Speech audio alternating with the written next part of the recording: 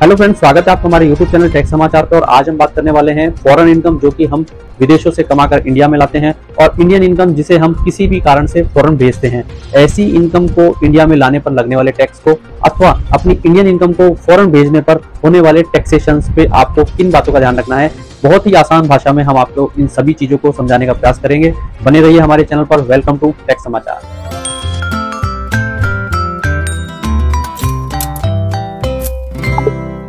पहले हम बात करेंगे इंडियन पर्सन द्वारा अपनी इनकम को फॉरेन भेजने पे।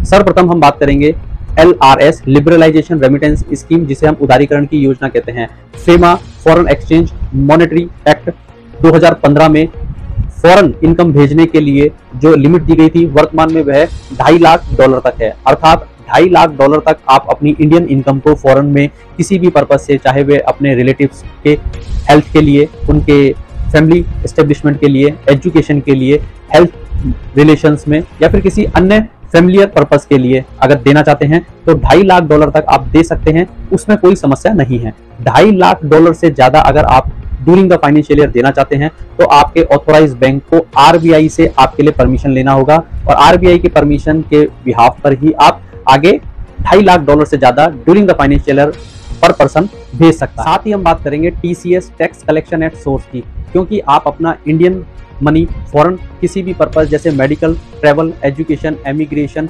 रिलेटिव एक्सपेंसेस या फिर अदर कैपिटल अकाउंट ट्रांजैक्शन के लिए दे रहे हैं। तो यहाँ आपको ध्यान रखना है कि एजुकेशन पर्पस के लिए जब आप पैसा बाहर भेजते हैं तो अप टू ₹7 लाख तक आपको 0.5% TCS कटेगा, और उससे ऊपर भेजने पर फ्लैट 20% कटेगा। और यही आप अगर किसी फॉरेन टूर पैकेज के वनस्पत पैसा देते हैं तो अप टू 7 लाख रुपीस तक आपको एग्जम्पशन रहेगा, और उसके ऊपर आपको 5% से TCS काटा जाएगा। और इसके अलावा अन्य खर्चे जैसे कैपिटल अकाउंट ट्रांजैक्शंस, इमिग्रेशन और money send for the relative for their family statement, तो ऐसे सभी कारणों पर आपको 7 लाख तक एग्जम्पशन है, और उसके ऊपर सीधे फ्लैट रेट 20% से TCS काटने का नियम आज की व्यवस्था में कंटिन्यू है। फॉरेन जो आप इनकम भेजते हैं वह कहीं ना कहीं इंडियन में आपका कमाया हुआ सोर्स होता है, इसलिए कोई समस्या नहीं है।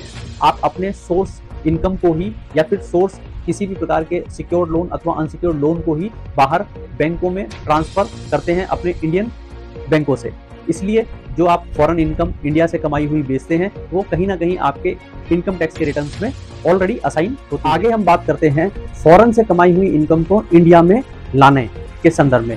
हम अगर विदेश जाते हैं और वहां जाने पर हमारा स्टेटस चेंज हो जाता है, इट मीन्स हम एक रेजिडेंस से नॉट ऑर्डिनरी रेजिडेंस अथवा NRI में कन्वर्ट हो जाते हैं, और लंबे समय तक वहां नौकरी अथवा किसी बिजनेस में अथवा किसी अन्य व्यवसाय में इन्वॉल्व रहते हैं, और वहां से हम इनकम को जनरेट करके इंडिया में अपनी फैमिली, अपने स्पाउस, अपने ग्रैंड पेरेंट्स, अपने डॉटर इन लॉज, इन लोगों को जब ट्रांसफर करते हैं तो वह इनकम हमारे फैमिली को ट्रांसफर करते समय एग्जम्प्ट होगी। यहाँ यह ध्यान रखना है आपको कि फैमिली और रिलेटिव्स दोनों में एक थिन डिफरेंस होता है।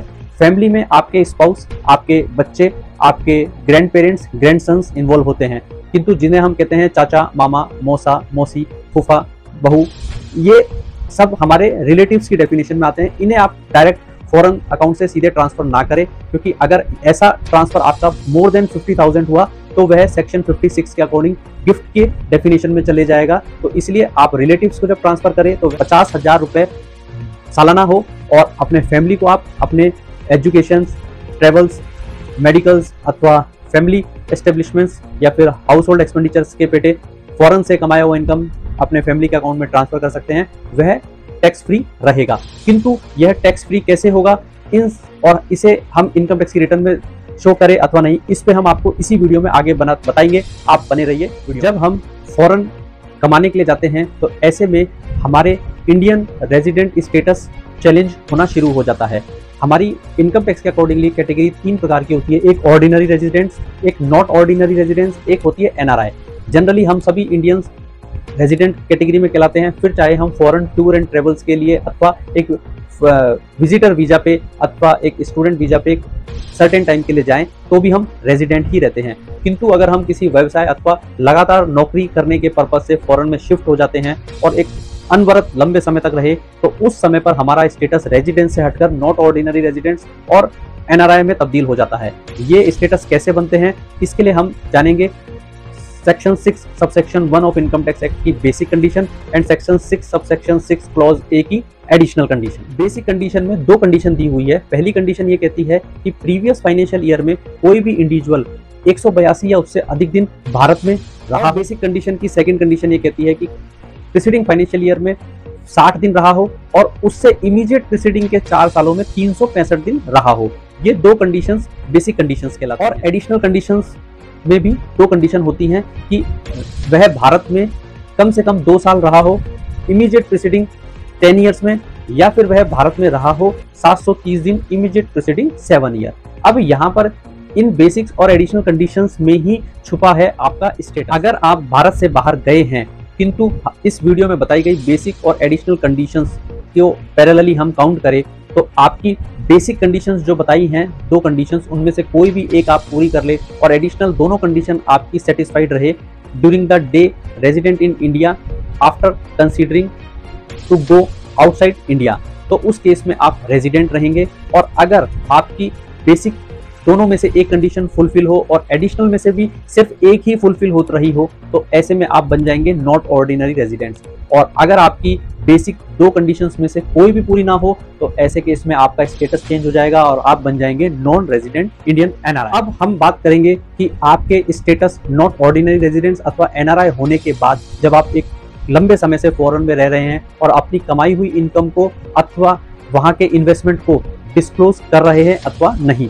आपको यह ध्यान रखना चाहिए कि black money undisclosed foreign income and assets imposition tax act 2015 के अकॉर्डिंगली यह क्लियर बताया गया है कि आपको अपने सारे फॉरेन इन्वेस्टमेंट्स फॉरेन कंपनीज में अपने शेयर्स, अपने किसी भी प्रकार के डायरेक्टरशिप्स, किसी भी प्रकार के इन्वेस्टमेंट्स और आपके फॉरेन में कोई भी बिजनेस को आपको अपने रिटर्न्स में डिस्क्लोज करना होगा। अगर आपने और साथ ही आपके किसी शेयर्स के जो गेन्स हैं उन्हें भी आपको डिस्क्लोज करना होगा। अगर आप इसके डिस्क्लोज में डिस्क्वालीफाई हो जाते हैं तो इस ब्लैक मनी अनडिस्क्लोज एक्ट के अकॉर्डिंगली आपको पेनल प्रोविजन 10 लाख रुपए तक विद इम्प्रिसोनमेंट जो कि 6 माह से लेकर 7 साल तक हो सकता है वह आप पर लग सकता है। इसीलिए आपको फॉरेन से कमाई हुई इनकम को अपने रिटर्न्स में डालना बहुत जरूरी है। अब एक समस्या सभी के पास ये होती है कि हम विदेश में चले गए हैं और हमें इंडियन आईटीआर भरना जरूरी है अथवा नहीं। ये आपको बात ध्यान रखनी चाहिए कि आपका ओरिजिन हमेशा इंडियन ही रहेगा क्योंकि आप इस इंडिया की पृष्ठभूमि पर पैदा हुए हैं और यहीं के निवासी थे और बाद में आपने इंडिया को छोड़ा है। और क्योंकि आप वहां पर जो भी कैपिटल अकाउंट ट्रांजैक्शन आपने किए हैं अथवा कोई भी इन्वेस्टमेंट्स वेंचर्स से जो भी आप पैसा कमा रहे हैं और उसको अगर इंडिया में इन्वेस्ट कर रहे हैं और उस पैसे से इंडिया में एसेट्स बिल्डअप कर रहे हैं अथवा फैमिली में किसी प्रकार के इन्वेस्टमेंट प्लान कर रहे हैं तो आपको उस फॉरेन इनकम को डिस्क्लोज इंडियन आईटीआर में करना भी मैंडेटरी रहता है, जिससे कि आप इस undisclosed assets imposition act rule 2015 के दायरे से बाहर रहे। अब हमारे सामने ये सवाल आता है क्योंकि हम जब फॉरेन में इनकम कमा रहे हैं और वहाँ पे हमने वेंचर्स खड़े किए हैं, इन्वेस्टमेंट किए हैं, किसी प्रकार के गेन्स जनरेट किए हैं तो हम पूरा का पूरा टैक्स वहाँ पे कर रहे हैं, कोई समस्या नहीं है। किंतु समस्या तब बनती है जब आप उस कमाई हुई इनकम को अपने ओरिजिन देश इंडिया में लेके आते हैं। तो ऐसे में सरकार को यह देखना होता है कि जो पैसा आप इंडिया में ला रहे हैं क्या उस पर आपने फॉरेन में जो टैक्स दिया है वह वैलिड है, और अगर वह कम है तो कंपैरेटिवली टैक्स आपको इंडिया में देना होगा। इस चीज को जानने के लिए हमें इनकम टैक्स के double tax avoidance agreement DTAA के बारे में जानना होगा, जो कि आपको समझाएगा कि कैसे फॉरेन इनकम को इंडिया में लाने के बाद आप अपने ITR में डिस्क्लोजर प्रॉपर रखें तो आप पे किसी भी प्रकार की टैक्स लायबिलिटी इम्पोज नहीं होती। अगर हम DTAA double tax avoidance agreement की बात करें तो इसमें सेक्शन 90, सेक्शन 90A और सेक्शन 91 दिए गए हैं, जिसमें क्लियरली बताया गया है कि कैसे आपको फॉरेन इनकम्स को इंडिया में लाते समय क्या टैक्स प्लानिंग करनी है।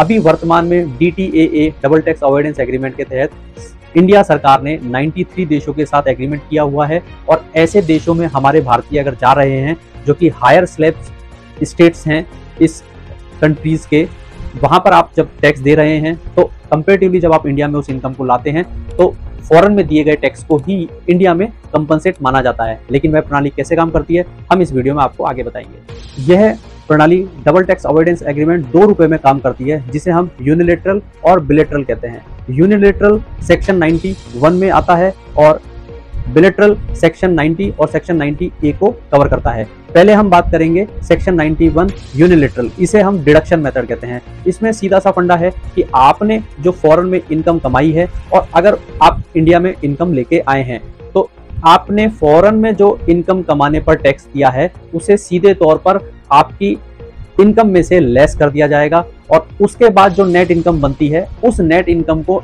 इंडियन टैक्सोनॉमी के हिसाब से बनने वाले टैक्स पर कंपेयर किया जाएगा। इट मींस कि फॉरेन में कमाई हुई इनकम पर फॉरेन में जो आपने टैक्स दे दिया है उसके बाद जो नेट इनकम है और उसको अगर आप इंडिया में लेके आए हैं तो उस पर आपको इंडिया में टैक्स देना पड़ेगा। यूनिलेटरल मेथड वहां काम करता है जहां हमारे देश की सरकार ने किसी भी तरह का कोई एग्रीमेंट वहां नहीं किया हुआ है, इसीलिए इस प्रकार का डिडक्शन मेथड वहां फॉलो होता है। दूसरा होता है बिलेटरल मेथड, जिसमें कि एग्जम्पशन मेथड और टैक्स क्रेडिट मेथड, दो मेथड काम करते हैं। एग्जम्पशन मेथड को एक प्रकार से टैक्स ट्रीटी भी कहा जाता है और ये कवर करते हैं सेक्शन 90A।